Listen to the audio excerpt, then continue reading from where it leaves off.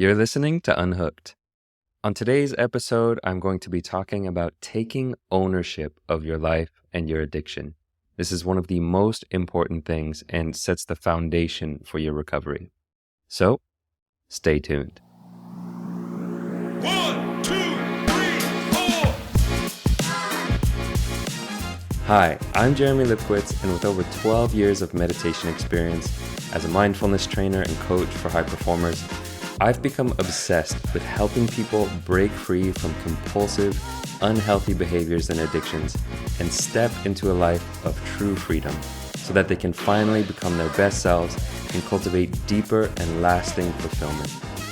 I've created Unhooked, the Breaking Porn Addiction podcast, to give you simple, actionable, step-by-step strategies to master your mind and optimize your life. This is Unhooked. So hello, ladies and gentlemen. Welcome to another episode of Unhooked, the place to learn about how to break free from bad habits, addictions, compulsive behaviors, anything that is keeping you stuck in a life that you don't love. And it is a beautiful Friday afternoon here in Bali, Indonesia. And just some life updates for you. I have 2 days left here in Bali. I'll be finishing 6 months here in Bali and heading back to Amsterdam, where I spend the summertime. And it's very bittersweet for me. I've really enjoyed my time here, but I'm also excited to get back to Amsterdam, see some friends and go rock climbing and all that goodness. So I am soaking up as much sunshine and good food and coffee as I can while I'm here. And then on Sunday, I head back to Amsterdam. But that has nothing to do with what I want to talk about today. What I want to talk about today is around the topic of taking ownership. And on a recent coaching discovery call, I have these calls where potential clients sign up and we just have a coaching session and we talk about what they're stuck on, what they'd like to accomplish and achieve. And so on a recent discovery call, a potential client asked me, what makes someone a good fit for coaching? What makes someone coachable and able to get the most out of that process together? And then the answer I gave, I realized that it wasn't just about whether or not somebody would be a good fit for coaching, but it also is one of the most important things for recovery. And that is taking ownership of your life, or taking responsibility for the changes you want to see. Rather than looking for someone else to make the changes for you, or playing the victim role, or blaming other people, because no one else is going to make transformation happen. And in fact, unless you are willing to take ownership of your life, everyone else's efforts to support you will be in vain. Because you can't help someone who doesn't want to help themselves. Now, for many of you out there, this will be a hard pill to swallow. But the truth is, no one is going to come save you. There is no magic pill that you can swallow, no knight in shining armor who's going to come in, no sign from above that now is your time to take action. You simply have to take ownership and take action. You have to be the sign that you're waiting for. In many ways, this is about becoming the hero of your own story. You are the magic pill that you can swallow. And so today, understanding how important it is to take ownership, I want to talk about what will help you take ownership. What are the things that will help you drop into that mindset of taking ownership, of taking responsibility? Because it's one thing to conceptually understand, yes, I know I need to take ownership. I know I need to take responsibility. I know that this is not someone else's problem. This is my own problem. But the question is, what actually helps you drop into that mindset? What helps you embody ownership and responsibility? So a few of the things I want to talk about today, some are from my own experience of things that lit up that ownership within me. And others are things that have worked for many of my clients and things that will motivate you to take action. So the first thing that can help you take ownership is understanding karma. And karma, for many people, has these connotations of spirituality or magic or woo-woo or something. And for me, for many years of my life, I thought karma was nonsense. I thought, it was this magical superstition that if you did something bad, then, something bad would happen to you later.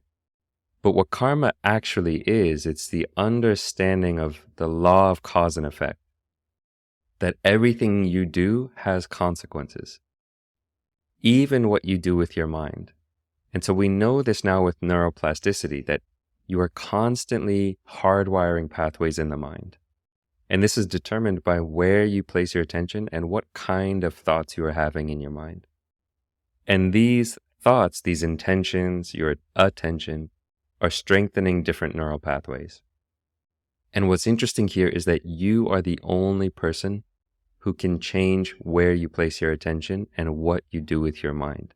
When you really understand how karma works, in every moment you're planting seeds. You might be planting seeds of gratitude or contentment, or you might be planting seeds of lust and judgment and craving. And so asking yourself, these questions like, what stories are you playing in your head? What fantasies are you feeding the fire of? Or what resentments are you allowing to fester and holding on to? It can even be as simple as, where are you placing your attention as you walk down the street? Are you looking at the butts of girls, or are you appreciating the feeling of wind on your face and the sun in the sky? Where you place your attention has consequences. And in every moment, you are strengthening or de-strengthening neural pathways, grooves in the mind. And which mental pathways you strengthen is entirely up to you. So that is the first thing that should help you take ownership, is this understanding of karma, really understanding the importance of your mind and what you are doing with your mind. The second thing that can help you take ownership is a little story I remember reading from the book, The Little Prince. And in this book, there's all these different stories about the little prince traveling to different planets. And there's this one chapter in the book where the little prince is on a planet, and he has to be very careful to weed out these seedlings, these little plants of the baobab tree. And what's interesting about this is that the baobab tree, it looks similar to a rose bush in the beginning. And you have to kind of distinguish between the rose bush and the baobab tree, because if you let the baobab tree grow to an adult size, it will end up consuming the entire planet. It becomes so deeply rooted and the roots tear the planet apart. And so the little prince, what he has to do is he has to be very diligent and disciplined about weeding the baobab seedlings while they're still small. Because if he waits too long, they will grow into these massive trees with deep roots that destroys the planet. So this is what he says in the book. This is the little prince. He says, "It is a question of discipline. When you've finished your own toilet in the morning, then it is time to attend to the toilet of your planet. Just so, with the greatest care, you must see to it that you pull up regularly all the baobabs at the very first moment when they can be distinguished from the rose bushes which they resemble so closely in their earliest youth." So the understanding here is that if you're able to catch habits in the beginning while they're still small, before they have time to take root in your mind, they're much easier to deal with. The longer you wait, the longer you procrastinate, they become more entrenched. The grooves become deeper and they become harder to uproot. So this is the second thing that can help you take ownership and help inspire that urgency, is understanding that the longer you wait, the more deeply entrenched these habits become. The third thing that can help you take ownership of your life is understanding the difference between fault and responsibility. And so here, this quote I love is, "It is not your fault, but it is your responsibility." And this is about understanding that there are things that will happen in your life that are unfair. Things that happen and they're other people's fault. And you would have a right to say, hey, I didn't cause this. But when you firmly take ownership, what it is you are taking responsibility regardless of whose fault it was.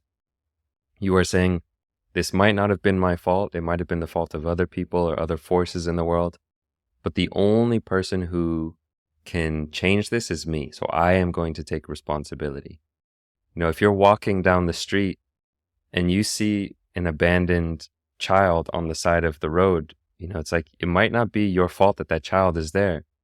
But at that moment, you take responsibility for that and you say, okay, there's no one else here. This child is on the side of the road. I need to do something about it. So another quote I love comes from the book, The 12-Week Year by Moran and Lennington. And they talk about self-accountability. And they say this: accountability is not consequences, but ownership.